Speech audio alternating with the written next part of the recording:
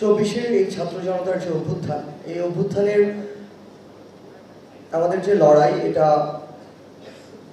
5 June সন্ধ্যা থেকে শুরু হয়েছিল, যখন 18 সালের সেই কোটা নিয়ে জারি করা যে পরিপত্রটি ছিল সেটিকে বাতিল করা হয়। তখন ঢাকা বিশ্ববিদ্যালয়ের সেন্ট্রাল লাইব্রেরি এবং সায়েন্স লাইব্রেরিতে একটি বিক্ষোভ হয়। এরপর থেকে আজকে আমরা বিজয়ের মাস ডিসেম্বরে দাঁড়িয়ে আছি। জুন 5 থেকে শুরু করে অগস্ট 5, এই সময়টুকুতে এই রাষ্ট্রের বিভিন্ন কাঠামো, যারা কর্মকর্তা কর্মচারী রয়েছেন, তারা তাদের জায়গা থেকে রাষ্ট্রের কর্মকর্তা কর্মচারী হিসেবে যে দায়িত্বটুকু পালন করার কথা ছিল সেটুকু করেননি। করেছেন একটা ফ্যাসিস্ট দল, একটা ফ্যাসিস্ট রেজিম, আওয়ামী লীগের হুকুম মতো নিজের দায়িত্ব পালন। এটা এই বাংলাদেশের প্রত্যেকটি মানুষের প্রত্যক্ষ এবং পরোক্ষভাবে দায় যে বিগত 16 বছরে আমরা এরকম একটা স্বৈরাচার সিস্টেমকে এই বাংলাদেশে প্রতিষ্ঠিত হতে দিয়েছি, এবং যার হাতে আসলে এই পুরো রাষ্ট্র কাঠামোর বিভিন্ন ক্ষেত্রে যত বেশি পাওয়ার ছিল তার দায়টুকু তত বেশি। এবং আমাদের এই অভ্যুত্থান চলাকালীন সময়ে, স্পেশালি যখন আমাদের ভাই বোনদের উপরে ঢাকা বিশ্ববিদ্যালয়ে প্রথম ছাত্রলীগ, যুবলীগ, আওয়ামী লীগের সন্ত্রাসীরা নৃশংস একটি হামলা চালায় এবং বাংলাদেশের বিভিন্ন জায়গায়, রংপুর থেকে শুরু করে বিভিন্ন জায়গায় যখন হত্যাযজ্ঞটি শুরু হয়, তখন এই খুনি শেখ হাসিনা তার যে ক্ষমতা জনগণের মাধ্যমে আসলে তার অর্জিত ছিল না, সেই ক্ষমতার অপব্যবহার করে বাংলাদেশ রাষ্ট্রের নিরাপত্তার জন্য, আইন শৃঙ্খলা রক্ষার জন্য সবচেয়ে মাঠ পর্যায়ের গুরুত্বপূর্ণ যে প্রতিষ্ঠান বাংলাদেশ পুলিশ, এই বাংলাদেশ পুলিশকে ব্যবহার করেছে। বিগত 16 বছরেও বিভিন্ন সময়ে বিভিন্নভাবে ব্যবহার করেছে। যারা শেখ হাসিনার দালাল ছিল, তোষামতকারী ছিল, তারা বেঁচে গিয়েছে। আরেকটা বেঁচে যাওয়ার পদ্ধতি ছিল, হয় আপনার নিষ্ক্রিয় দর্শক হতে হবে, না হয় দাস হতে হবে। এর বাইরে যদি আপনি কিছু হওয়ার চিন্তা করেন, তাহলে আপনাকে হয়রানি করার জন্য মামলা, জেল, জুলুম, গুম, খুন, হত্যা,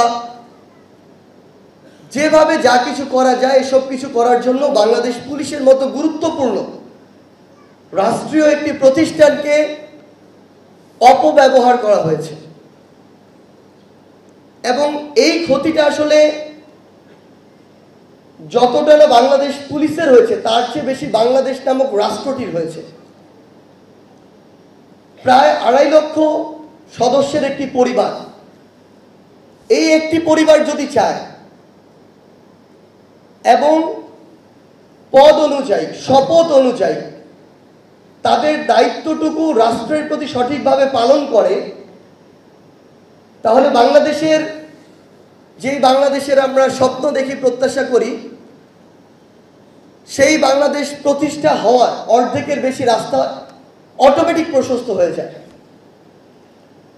কিন্তু বিগত 16 বছর এবং স্পেশালি এই অভ্যুত্থানের সময় এই গুরুত্বপূর্ণ একটি প্রতিষ্ঠানকে যাচ্ছে তাইভাবে অপব্যবহার করা হয়েছে। এবং সবচেয়ে খারাপ লাগার বিষয় এটি যে পুলিশের অনেক কর্মকর্তা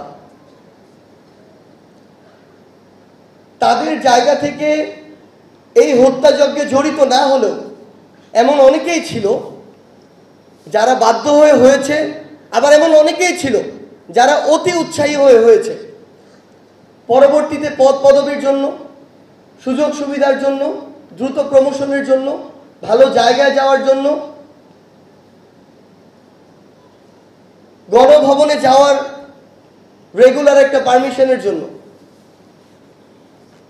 আমরা আমাদের জায়গা থেকে একটা জিনিস মনে করি আসলে, যে বাংলাদেশ পুলিশ তার জায়গা থেকে তাদের যে ইমেজটি হারিয়েছে এটি ফিরে পাওয়ার জন্য এখন খুনি হাসিনা কোনো পদক্ষেপ নেওয়ার তার কোনো সুযোগ নেই। বাংলাদেশ রাষ্ট্র কিংবা এই রাষ্ট্র কাঠামো সরকারও যদি চায়, তারা এটা যতটুকু প্রত্যাশিত ততটুকু কোনোদিনও পারবে না যদি না বাংলাদেশ পুলিশ নামক প্রতিষ্ঠানটি নিজেরা চেষ্টা করে। এবং এই চেষ্টাটা তাদের করতে হবে তাদের কাজের মাধ্যমে। অগাস্টের অভ্যুত্থান শেষ হয়েছে, ডিসেম্বর চলে, 4 মাস শেষ হয়েছে। এখনো আমরা শহীদ পরিবারের কাছে অসংখ্য অভিযোগ পাই। যেই বিভাগে গিয়েছি প্রত্যেক বিভাগে তারা যে মামলাগুলো করেছে এগুলোকে গুরুত্ব দেওয়া হচ্ছে না। হত্যা মামলার আসামি অনেকেই লুকিয়ে বেড়াচ্ছে গোপনে, অনেকেই প্রকাশ্যে, অনেকেই বিভিন্ন দলের বিভিন্ন ব্যানারে গিয়ে যুক্ত হচ্ছে, অনেকেই টাকার বিনিময়ে উন্মুক্ত হাঁটাচলা করছে, অনেকেই তাদের জায়গা থেকে বিভিন্ন রেফারেন্সে, এবং সবচেয়ে আফসোসের কথা এখনো খুনি হাসিনার যে দল আওয়ামী লীগ, সেই আওয়ামী লীগের রেফারেন্স কাজ করে। আমরা আমাদের জায়গা থেকে বাংলাদেশ পুলিশ নামক প্রতিষ্ঠানের খুলনা বিভাগের যারা দায়িত্বরত এবং ঊর্ধ্বতন কর্মকর্তা আপনারা এখানে রয়েছেন, আপনাদের কাছে বিনীত অনুরোধ, পুরো বাংলাদেশের কথা বলছি না, খুলনা বিভাগের যে 10টি জেলা রয়েছে, এই একটি অঞ্চলে আপনারা শুধুমাত্র, আমরা বলছি না যে যাকে ইচ্ছা তাকে ধরে আনতে হবে, কেউ আওয়ামী লীগের হলেই নিয়ে আসতে হবে, ছাত্রলীগের হলেই আনতে হবে। তথ্য প্রমাণের ভিত্তিতে এই হামলার সাথে, এই রক্তাক্ত ঘটনাগুলোর সাথে, এই হত্যাযজ্ঞের সাথে যারা জড়িত, সে যেই পরিচয়ই হোক না কেন, যদি তাদের বিরুদ্ধে ওই মামলাটি থাকে, উপযুক্ত এভিডেন্স থাকে, দয়া করে আপনাদের দায়িত্ববোধের জায়গা থেকে, কর্তব্যের জায়গা থেকে প্রয়োজনীয় আইনানুগ ব্যবস্থাগুলো নিন। আপনাদের ইমেজকে যদি আপনারা প্রতিষ্ঠা করা, এই যে লড়াই, এই লড়াইটা আসলে আপনাদের এখন সরকারের সাথে না, কোনো দলের সাথে না, এই লড়াইটা আপনাদের নিজেদের সাথে। কারণ এই পোশাকটা আপনাদের প্রত্যেক দিন পরিধান করতে হয়, আপনারা না চাইলেও এই পোশাক পরে আপনাদের রাস্তায় বের হতে হয়, আপনারা না চাইলেও আপনাদের সন্তানদের পরিচয় দিতে হয় যে তার বাবা একজন পুলিশ সদস্য। সেই দায়িত্ববোধের জায়গা থেকে, নিজেদের আত্মমর্যাদা রক্ষার দায়িত্বের জায়গা থেকে দয়া করে নিজের দায়িত্বটুকু পালন করুন এই প্রতিষ্ঠানটিকে তার সমর্যাদায় ফিরিয়ে আনার জন্য। এটি আমাদের জুলাই শহীদ স্মৃতি ফাউন্ডেশনের পক্ষ থেকে পুরো বাংলাদেশে যারা এই সক্রিয় আন্দোলনে সক্রিয় ভূমিকা পালন করেছে, আমাদের শহীদ পরিবার, আহত যোদ্ধা, সকলের পক্ষ থেকে আপনাদের কাছে বিনীত অনুরোধ। আমরা আমাদের জায়গা থেকে অনেক কটু কথা বলতে পারি, অনেক কড়া ভাষায় বলতে পারি, গর্জন করে বলতে পারি, কিন্তু আমরা বিশ্বাস করি আমরা যাই করি না কেন, যতক্ষণ না আপনারা আপনাদের দায়িত্বটি উপলব্ধি না করবেন এবং সেটুকু পালন না করবেন, এটি আসলে সম্ভব নয়।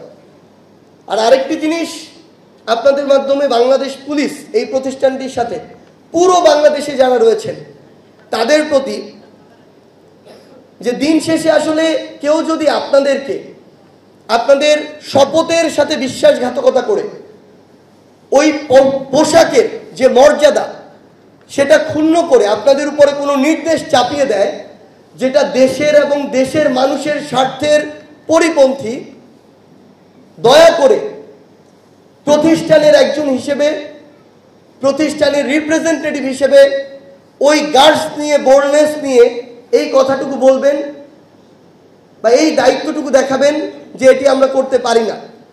আপনারা যদি এখন, কেউ আপনাদেরকে দিয়ে করাতে পারবে না, কিন্তু আপনারা যখন মনে করবেন যে এটি করলে আমার এই স্বার্থটি বা সামনের চলার এই পথটি সহজ হবে, তখন কেউ এটি থেকে আপনাকে আটকাতেও পারবে না।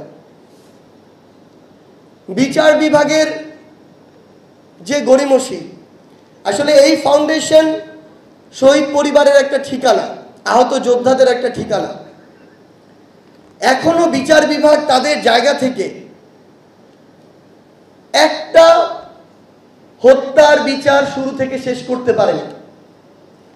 এমন অনেক ঘটনা রয়েছে, সরাসরি ভিডিও ফুটেজ রয়েছে ঘটনার শুরু থেকে শেষ।